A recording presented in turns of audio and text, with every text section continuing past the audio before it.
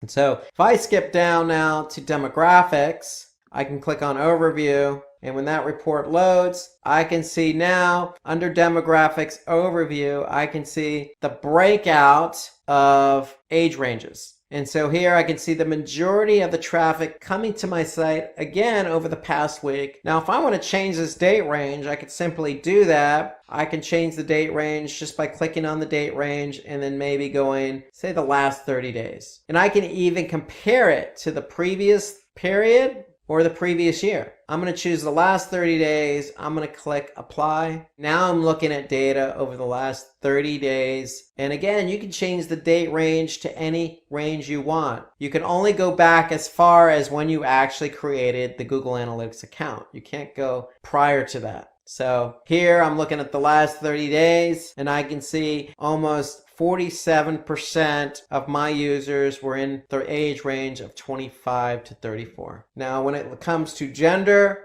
I can see 66% represent males. So I can get a breakout of gender and age as well as interest. I can click on interest and look at the overview there and see what the interest is of the users who are coming to my site based on in-market segments or affinity. I can also choose language and location. So if I want to know exactly where my users are located when they're coming to my website, I can click on location. And here I can get a breakout. 43% of the users of the last 30 days were from the United States. More importantly, I can align my audience with goals. And we'll talk about goals here in a minute, but here I can see if I have an e-commerce website, I can see of those 43%, 0.29% of those converted or purchased something. And that equates to 94 transactions. So I can get a good sense of not only how many users are coming from a specific country, but are those users converting? If I click on mobile, and mobile to me is one of those reports I tend to spend a bit of time on because I want to know what devices users are coming to my website. And so for my website here, or this is the Google demo website, I can see mobile represents approximately 27% of the traffic. So desktop still represents a majority of the traffic. So for you, you want to keep an eye on mobile because mobile is definitely a majority of what people use nowadays. That's how people start their day. That's how they transact via mobile, whether that's purchasing something, communicating, or searching. It all starts with mobile. So you want to keep an eye on mobile, and more importantly, you want to keep an eye on behavior. So Google Analytics is telling me that, yes, I have approximately 27% of my traffic of the last 30 days came from mobile. How are they interacting with my website? So if I look across this report, I'm going to be able to see different metrics. So if I'm measuring specific metrics against my dimension, in this case, the dimension is what we're measuring. And in this example, we're measuring mobile. I can see that the bounce rate is approximately 48%. And bounce rate means that if a user, in this case for mobile, landed on a page, they left the site without going any further. So they consider it a bounce. If they don't go to another page, if they leave the site from the page they landed on and they don't go any further, that's considered a bounce. So a bounce rate is the percentage of people who come to the site and leave the site without going any further. So in this case, we have 48% bounce rate. That's almost half of our users who come from mobile leave the website from the page they landed on. So is that good? Is that bad? Well, it's open to interpretation. It's definitely subjective, but you want to keep the bounce rate as low as possible. You want to keep people on your site,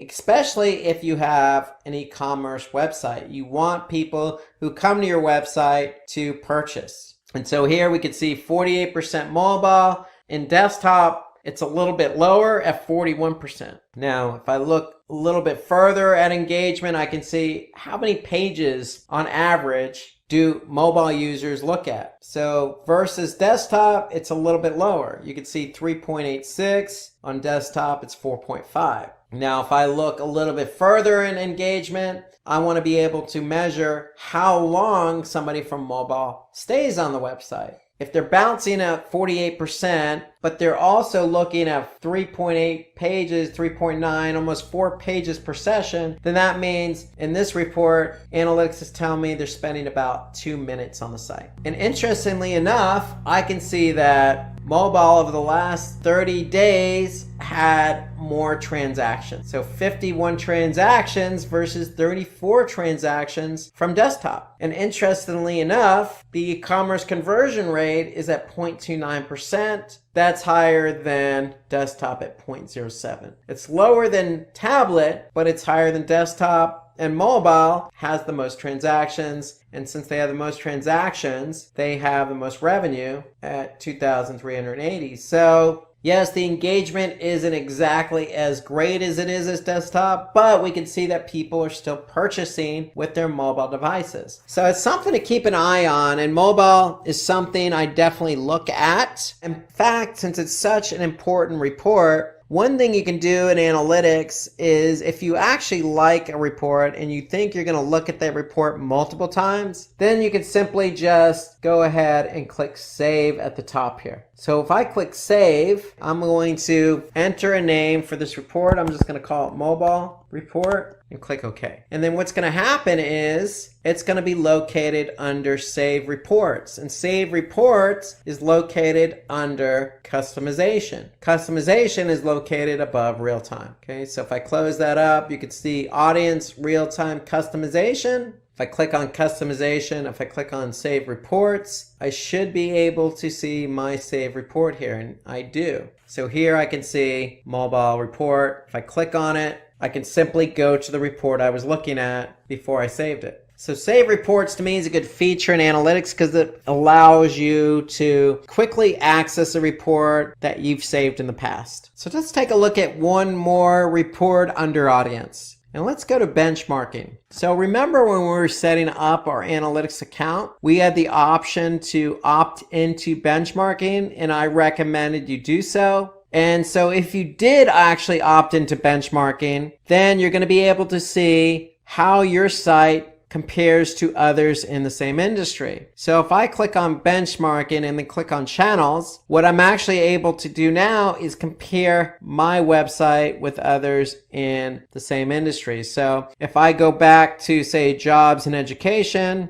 and I choose education, all education as my industry vertical, I should be able to see websites that are in the same particular industry and how I compare with those websites. So I'm choosing all countries. I can narrow that down if I wanted to. I can just search for the United States. I can choose a specific state, and then I can choose a particular site size. So here I'm choosing sites by daily session. So these are sites that have an average of 5,000 to almost 10,000 sessions a day. And so in this vertical education in the United States, sites that have 5,000 to 9,999 sessions per day, that means that there are approximately 310 web properties contributing to this report, okay, based on this criteria I chose. Now, if my site is similar, meaning if I'm in the United States, if I'm in education, and I'm receiving 5,000 to 9,999 sessions per day, then I'm able to compare my site against 310 other websites. Now, Google's sharing this data anonymously from the other websites, and they're doing the same with your website to those particular websites' benchmarking reports. Okay, so it's shared data anonymously in particular industries and verticals.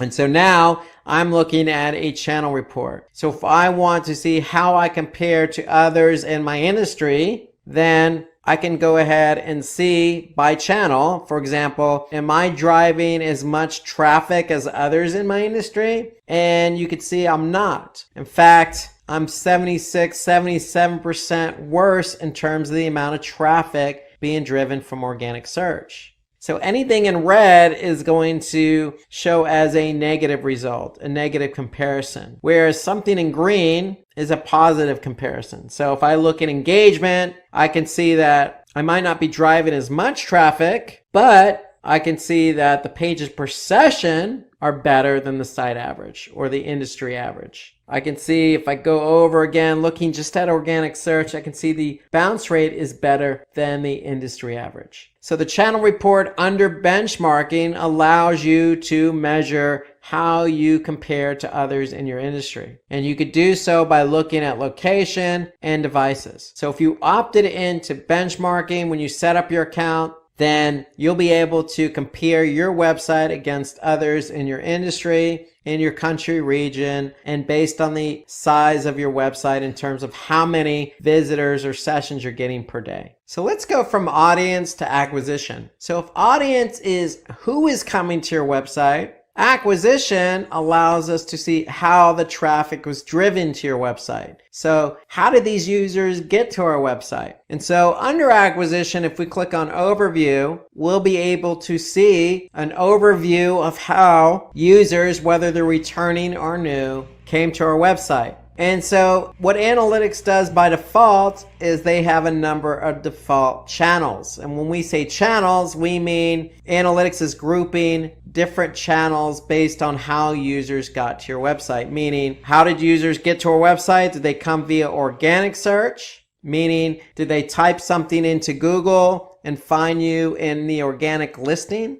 Analytics also groups users based on whether they came to your site directly, meaning did they type in the URL directly into the browser, or did they bookmark your website and come back via the bookmark? So they're grouping users under direct. They also group users under referral, meaning did they come from another website? They group users by social. Did they come from a social media platform like Twitter or Facebook? If you're running paid search, meaning if you're running paid search on, say, Google, then do they come from paid search ads? Now, if you're running display ads on, say, Google's network, Google's display network, that's a default channel. So analytics will group users there. So if they don't recognize a channel, then they're going to group it as others. So by default, Google Analytics groups users on how they came to your website via these default channels. And so I could see how many users came to the site from each channel.